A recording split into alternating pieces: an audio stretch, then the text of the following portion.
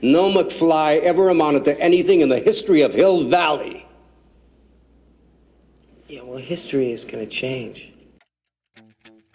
Released in 1985, Back to the Future is a sci-fi classic that blends humor with thrilling time travel.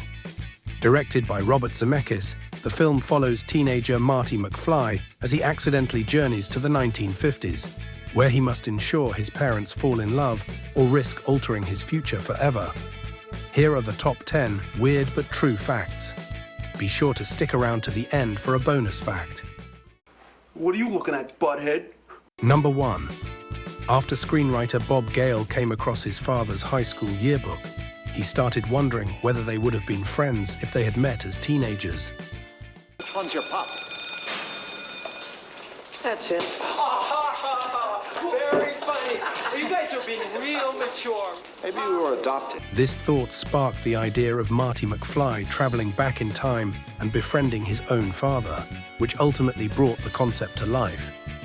Number 2. Originally, Doc Brown had a pet chimp. This was changed to a dog called Einstein. The head of Universal Pictures told the writer Bob Gale, "No film with a chimp ever made money." When Gale responded by saying, "What about the Clint Eastwood film, Every Which Way But Loose?" the Universal head responded, "That's an orangutan, not a chimp." Right turn, Clyde. Number 3. Michael J. Fox had to work on his TV show Family Ties and Back to the Future at the same time, going on just 3 hours sleep per night. Fox rehearsed for Family Ties from 8 a.m. to 6 p.m., then rushed to the Back to the Future set where he would rehearse and shoot until 3:30 a.m. "I was running on adrenaline," Fox admitted. "I barely knew where I was, and I didn't really know what I was doing." What are you looking at, butthead? Number 4.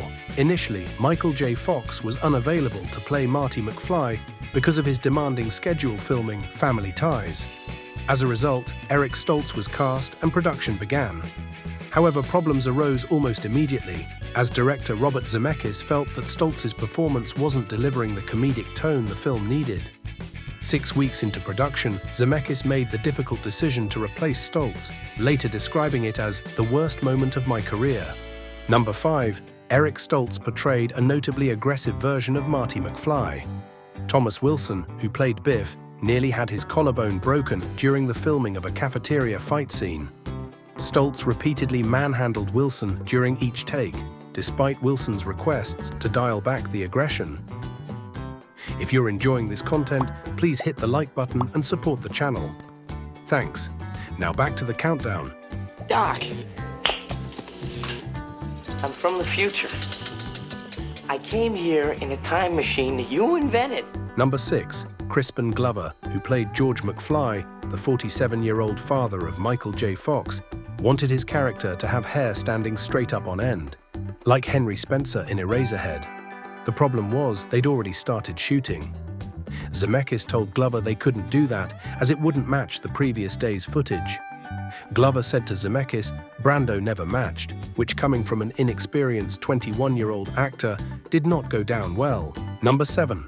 Crispin Glover did not return for Back to the Future Part 2, where the character of George only appears in 2 scenes and is played by another actor. Glover sued the studio for use of his likeness. I did not do anything illegal. Bob Gale did something illegal. But he dropped the lawsuit after the case was settled out of court for $760,000. Not a bad payout for not acting in a movie, if you ask me. Number 8. Back to the Future boasts a hit pop anthem, The Power of Love, by Huey Lewis and the News.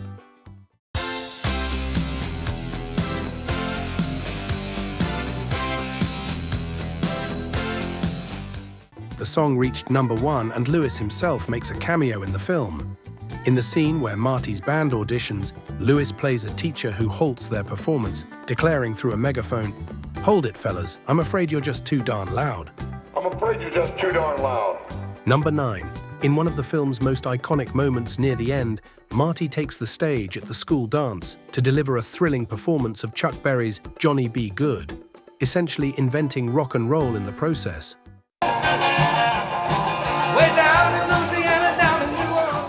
However, it's not actually Michael J. Fox singing. The vocals were provided by musician Mark Campbell, a member of the 1980s band Jack Mack and the Heart Attack. Number 10.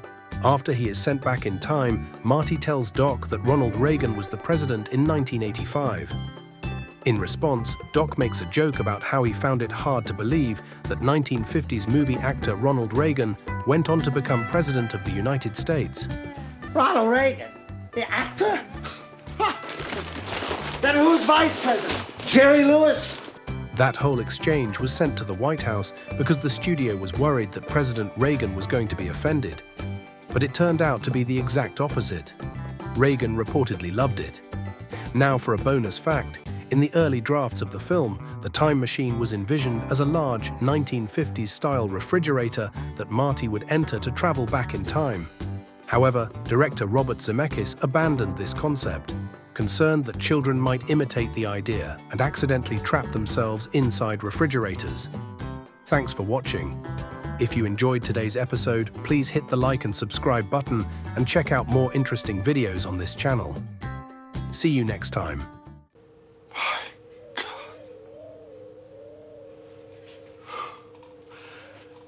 Do you know what this means?